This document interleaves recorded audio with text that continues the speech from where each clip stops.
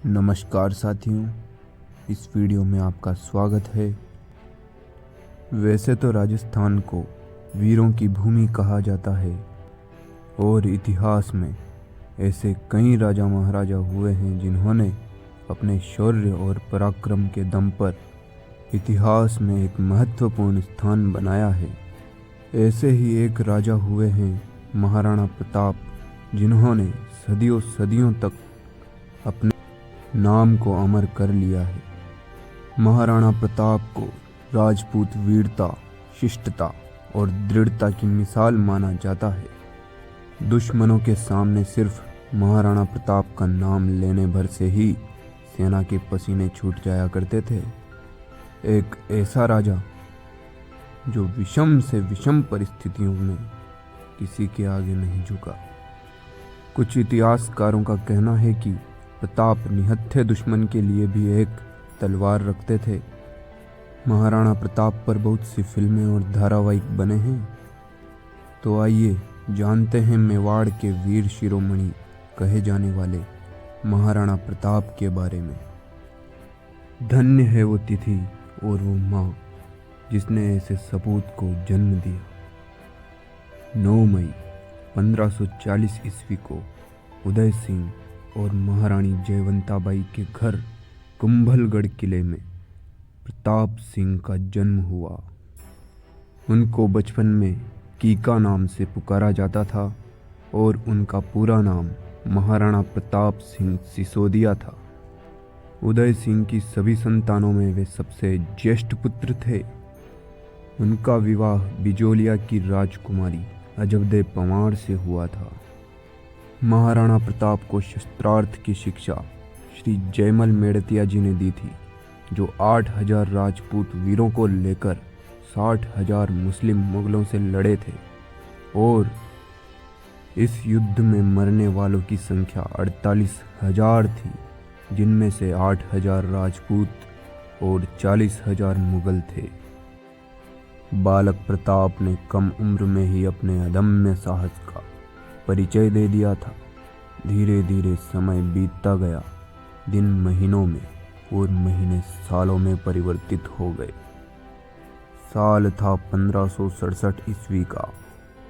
मेवाड़ की राजधानी चित्तौड़ को मुगल सेना ने घेर लिया था। प्रताप के पिता उदय सिंह ने राजधानी छोड़ दी और अपने परिवार के सभी सदस्यों को गोगुंदा में स्थानांतरित कर दिया। राणा प्रताप ने अपने पिता के इस फैसले का विरोध किया और चित्तौड़ में वापस रहने पर जोर दिया, लेकिन उनके बड़ों के बार बार दबाव डालने पर उन्हें मजबूरन चित्तौड़ को छोड़ना पड़ा। कुछ समय पश्चात उदय सिंह के निधन के पश्चात उनकी रानी धीरबाई चाहती थी कि उनके पुत्र जगमाल सिंह को राजा के रूप में ताज पहनाया जाए, लेकिन वरिष्ठ दरबारियों ने महसूस किया कि मौजूदा स्थिति को संभालने के लिए प्रताप एक अच्छा विकल्प हो सकते हैं। इस तरह 28 फरवरी 1572 ईस्वी को महाराणा प्रताप का राज तिलक किया गया और मेवाड़ के 13वें राणा बने। कहा जाता है कि मेवाड़ शासकों का राज तिलक भील जाति के सरदार अपने अंगूठे के रक्त से करते थे। राणा प्रताप राजा बने ही थे और इधर अकबर ने मान सिंह को संधि करने के लिए भेजा। जितने भी संधि प्रस्ताव अकबर ने राणा प्रताप को भेजे, वह सभी प्रस्ताव राणा ने ठुकरा दिए। अकबर ने एक विशाल सेना मान सिंह के नेतृत्व में मेवाड़ की ओर भेजी। महाराणा और मान सिंह की सेना के बीच 18 जून 1576 ईस्वी के दिन एक भीषण युद्ध हुआ, जिसे हल्दी घाटी के युद्ध के नाम से जाना जाता है। लगातार 6 घंटे तक चलने वाले इस भीषण युद्ध में दोनों तरफ के कई सैनिक मारे गए और सैनिकों के रक्त से यह धरती खून से रंग चुकी थी। हल्दी घाटी का युद्ध एक अनिर्णायक युद्ध के रूप में जाना जाता है, किंतु इस युद्ध में राणा बुरी तरह से घायल हो चुके थे। राणा की घायल अवस्था को भांपकर उनका प्रिय घोड़ा चेतक उनको युद्ध क्षेत्र से दूर ले गया। राणा के साथ युद्ध में लड़ते लड़ते चेतक की एक टांग कट चुकी थी और उसने 3 पैरों के सहारे राणा को बिठाकर 26 फीट का नाला पार कराया था। वास्तविकता में हल्दी घाटी का युद्ध महाराणा प्रताप और मुगलों के बीच हुए युद्ध की शुरुआत भर था। हल्दी घाटी के युद्ध में राणा की सेना पूरी तरह टूट चुकी थी और राणा के पास कुछ भी नहीं बचा था। वो घास की रोटियां खाया करते थे।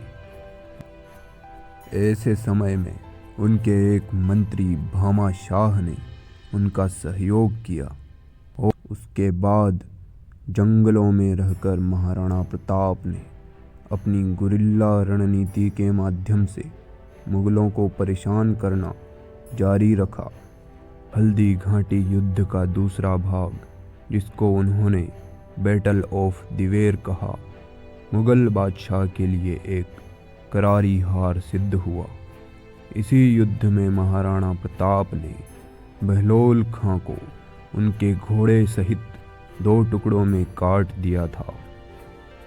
मेवाड़ पर लगा हुआ अकबर का ग्रहण का अंत 1585 ईस्वी में हुआ।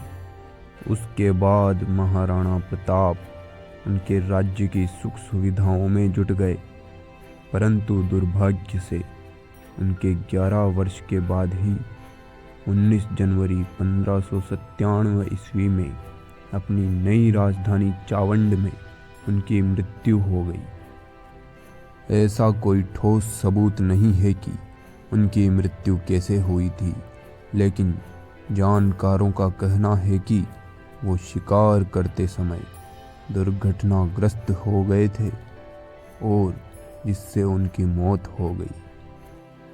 मरने से पहले महाराणा प्रताप ने अपना खोया हुआ 85% मेवाड़ फिर से जीत लिया था। ऐसा कहा जाता है कि महाराणा की मृत्यु पर अकबर भी रो पड़ा था। तो आइए जानते हैं महाराणा से जुड़ी कुछ रोचक बातें। उस समय के जानकार बताते हैं कि स्वयं प्रताप का वजन 110 किलो और कद 7 फीट 5 इंच था। वो बेहद फुर्तीले और साहसी थे। महाराणा प्रताप का भाला 81 किलो वजन का था और उनके छाती का कवच 72 किलो का था। उनके भाले, कवच, ढाल और साथ में 2 तलवारों का वजन मिलाकर 208 किलो होता है। इतने भार को लेकर वह चेतक पर हवा की गति से रणभूमि में चलते थे। महाराणा प्रताप के हथियार इतिहास के सबसे भारी युद्ध हथियारों में शामिल है। महाराणा प्रताप की तलवार, कवच आदि सामान आज भी उदयपुर राजघराने के संग्रहालय में सुरक्षित रखे हुए हैं। महाराणा के पास एक नीली आंखों वाला घोड़ा भी था, जिसका नाम चेतक है। जब भी महाराणा